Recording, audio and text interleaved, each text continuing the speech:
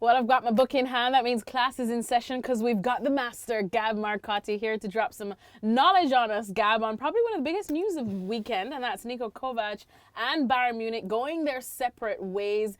First and foremost, I just want to know your thoughts on it because, of course, there have been those that have rushed to his defense saying, you know, won the double last year. It's not like he did that badly, but of course that loss to Frankfurt was bad.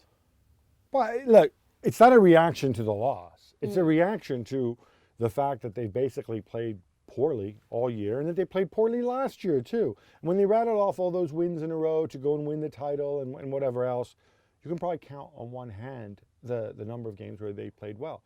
We need to get beyond this thing. Bayern Munich are so much better than everybody else, so much more talented that they're going to win titles by inertia, right? More worrying to me is the fact that from a club perspective and from a planning perspective, and then, by the way, that's why there were rumors that, you know, they might get rid of him in the summer. Yeah. Is that this is your last two managers, or two of your last three managers, are gone before Christmas, right?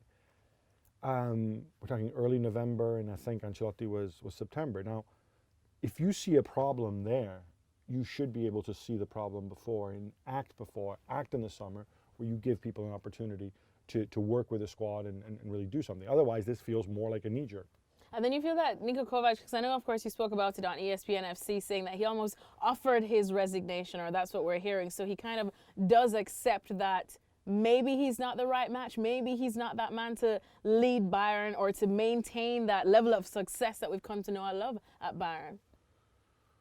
Yeah, who knows? I mean, certainly that's a story that came out that on Sunday he went and met with Rummenigge and Nunes and the rest of the high command. I think there's an element too that after the 5-1 hammering, neither Nunes nor Rummenigge spoke. So if you're Kovac, you're kind of like, all right, writing's kind of on the wall. Where do I stand? Let me get out before they kick me out. Well, or you can see him going in there and the two of them saying, hey, Niko, you want to leave this club on good terms? We suggest you offer your resignation. Otherwise, you know, don't let the door hit you on your way out, you know? I mean, they always try to, I mean, look, he was an important player for Bayern over the years and whatever else. So they want to keep that relationship, but this is a slightly more dignified way of doing it, I guess. All right, so the natural question now, of course, is what comes next and who comes next? Because they still want the high-pressing, attacking football going forward. But there's a number of names that have been linked with Bayern now that I'm not sure will be willing to provide that. And one of those happens to be Jose Mourinho. We're hearing, you know, Ten Hag as well, but maybe he might be too experienced at the present moment. And then we're hearing Arsene Wenger as well thrown into the mix. Gab, so just make sense. What are you hearing? What's looking likely? So out of all the names that have been thrown out there, it's so easy to go and knock them down, right? So Mourinho, character doesn't fit, image doesn't fit, football doesn't fit. But it seems it could be a good challenge, and you know Mourinho does all these challenges. Maybe it's good from Mourinho's perspective. It doesn't mean it's good from Bayern's perspective. You know, Mourinho only has so many places he can go to at this stage. Arsene Wenger, apart from the fact that he's 70, where Arsene Wenger has succeeded, no, I'm not saying he can't do a job, but is at a club like Arsenal where he had total control, incomings, outgoings. That ain't the case at Bayern. You know, Uli Hoeneß, Rummenigge, those guys will be running the club. Max Allegri, another guy's been named. My information, he's got a sabbatical year lined up. His agent, Giovanni Branchini, does have a very good relationship with Bayern and with Rummenigge in particular. But football doesn't fit, I don't think.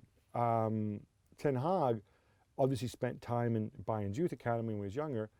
This time last year, there were people who wanted Ten Hag sacked from the Ajax job. I think in some ways it might be a situation where they know him a little too well and say, all right, you know, we know his strengths, we know his weaknesses. It's a bit up and down. Ralf Rangnick, I think, is a more credible name potentially. Issue with Rangnick is that obviously he's overseeing sort of the Red Bull stable of teams. It's a big ask to go and give up that job, unless, as has been rumored in the past, maybe, although this was knocked down, but you know, maybe they're thinking of changing the way they operate, maybe selling Red Bull to another investor. Who knows? Something like that might propitiate him wanting to leave. But right now, Leipzig are flying. So, yeah, give you a lot of reasons. I think Flick is going to be in charge for the time being. He's been Jogi Löw's assistant. How soon do you think that till they find a permanent one? Do you see this kind of change at this time probably affecting Bayern? I think, look, they've got 2 huge games coming up in the Champions League and obviously at the weekend, Borussia Dortmund. I think if Flick does well, I think they would let him have the job as long as he needs to, because you can't see them in mid-season prying somebody loose from another club or whatever else. All right, thanks so much to Gab Marcotti. So a changing of the guard at Bayern, and we will see exactly who comes in to fill that role permanently.